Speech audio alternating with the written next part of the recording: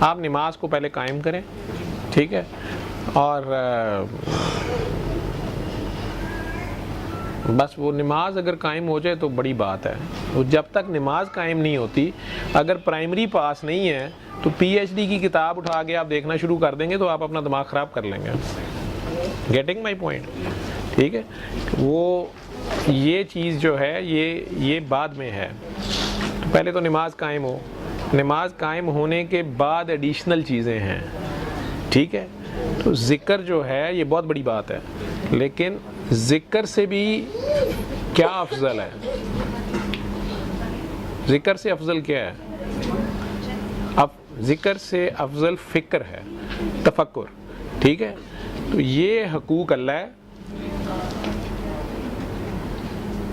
اور یہ حقوق عبداللہ ہے، تو یہ فکر ہے، ٹھیک ہے. تو ذکر معاف ہو سکتا ہے، حقوق اللہ کی خامی رہ گئی کوئی تو یہ معافی کے چانسز ہیں.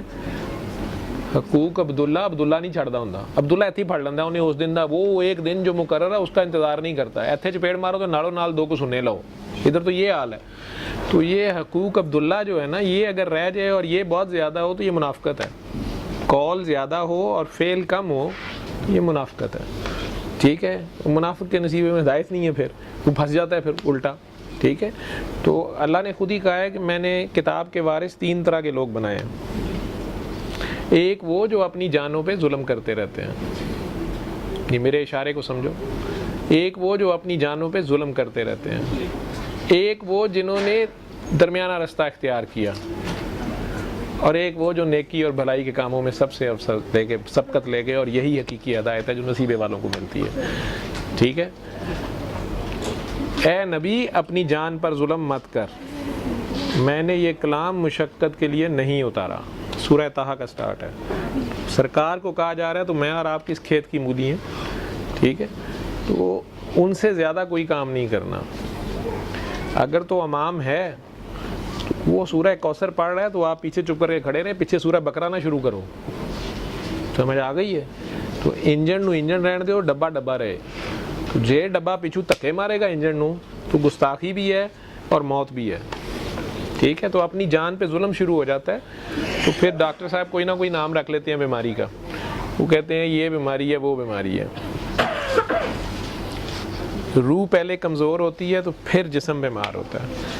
تو روح جب اس خالق سے دور ہو جاتی ہے، اس سے غافل ہو جاتی ہے، ٹھیک ہے، تو اس کے بعد پتلی کمزور ہو جاتی ہے. تو اس کا اثرات آپ کے جسم پہ، یہ ظاہری جو کپڑے ہیں ان پہ آتے ہیں. تو ڈاکٹر صاحب پھر کوئی نام رکھ لیتے ہیں. کوئی بھی نام رکھنا تو ہوتا ہی ہے انہوں نے. یہاں سے شروع ہوتی ہے بیماری، ٹھیک ہے. یہ تھائرائڈائٹس بھی یہاں سے شروع ہوتا ہے. تھائرائڈ کا کنٹرول بھی یہاں سے ہے. تھائرائڈ سٹیمولیٹنگ ہارمون یہاں سے آتا ہے. تو یہاں سے بیماری شروع ہوتی ہے، پھر جسم میں جہاں بھی اپنا رنگ دکھاتی ہے. ڈاکٹر صاحبان کوئی بھی نام رکھ لیتے ہیں. کئی بار نسلوں میں چلتی ہے، آگے بچوں میں چلتی ہے، ٹھیک ہے. دادے کی جائیداد آتی ہے تو دادے کا لونا میٹھا بھی ساتھ ہی آتا ہے، ٹھیک ہے. اچھا آتا ہے تو پھر کڑوا بھی آتا ہے، سارا کچھ آتا ہے. دادے دادی نانے نانی کا. بہرحال